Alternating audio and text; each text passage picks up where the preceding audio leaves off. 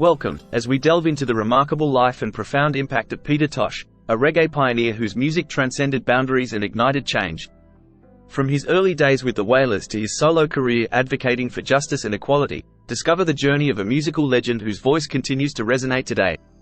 So let's dive in.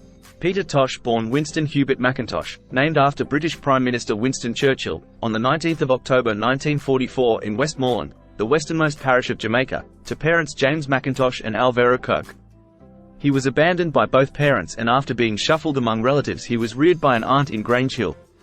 However, after his aunt died, 16-year-old Tosh independently moved to Kingston's Trench Town, so named because it was built on the trenches that drained the sewage of nearby Kingston, where he began selling sugarcane juice.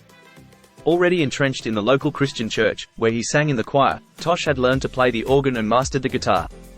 He first learned guitar after watching a man in the country play a song that captivated him.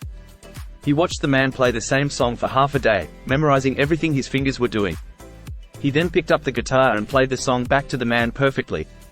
Peter sought refuge from the rigors of poverty in pop music, acquiring an early appreciation of R&B and doo-wop by listening to the radio stations transmitted to the Caribbean from the United States. In the early 60s, Tosh sought guidance from vocal teacher Joe Higgs, known for offering free music lessons to youth. Through Higgs, Tosh connected with Bob Marley and Bunny Wailer, forming a trio and adopting the name Peter Tosh. Higgs mentored them in harmonizing, while Tosh, the sole instrumentalist among them, instructed his bandmates in playing instruments and the basics of music. With a fatherless upbringing, Tosh found a sense of family and brotherhood with the group, often performing together on the streets of Trenchtown. By 1964, Tosh, Marley, Bunny, along with Junior Braithwaite, Beverly Kelso, and Cherry Smith, had united to form the Wailing Wailers. Their inaugural #1 hit single, Simmer Down, marked a significant ska success in 1964. Influenced by American soul, gospel, and Caribbean melodies, their music evolved with a deepening interest in global rhythms and the teachings of the Rastafarian faith. Often credited as the genesis of reggae, their distinctive sound garnered acclaim, leading to several more hit singles before Braithwaite, Kelso, and Smith departed the band in late 1965. In 1966, Marley spent a significant portion of the year in Delaware, USA, alongside his mother, Cedella Marley Booker, briefly working at a nearby Chrysler factory.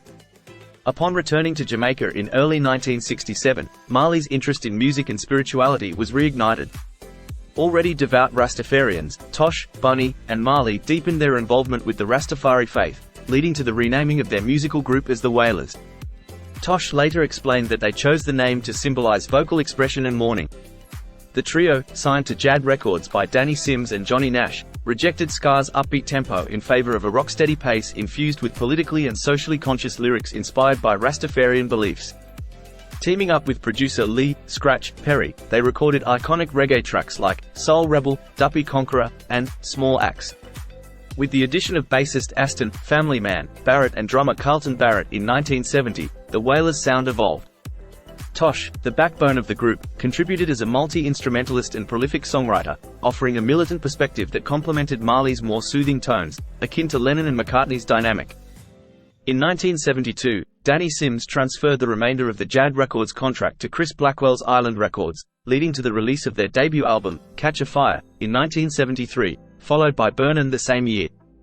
Despite their success, the Wailers faced challenges with various producers, some even releasing Tosh's rehearsal sessions under the name Peter Tosh in England.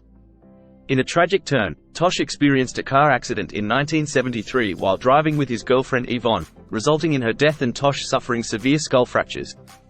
Discontent grew when Island Records president Chris Blackwell declined to release Tosh's solo album in 1974, prompting both Tosh and Bunny Wailer to depart from the Wailers due to what they perceived as unfair treatment from Blackwell, with Tosh often referring to him derogatorily as "white worst." Tosh's significant contributions to the Wailers' repertoire included hits like Get Up, Stand Up, 400 Years, and No Sympathy. In 1976, Tosh stepped into the spotlight as a solo artist and political advocate for Jamaica with the release of his debut self-produced studio album, Legalize It, through CBS Records and Treasure Isle. The album boldly called for the legalization of cannabis, resulting in its ban from radio broadcast in Jamaica. Despite this, Legalize It made its mark, peaking at number 199 on the US Billboard 200 chart and remaining for 2 weeks. It sold over 1 million copies and is regarded as one of Tosh's finest works. Featuring tracks like Ixiabaya, Kechi Shubi, and the title track, The album showcased Tosh's musical prowess and social commentary. Additionally, Tosh established the reggae band Word, Sound, and Power the same year.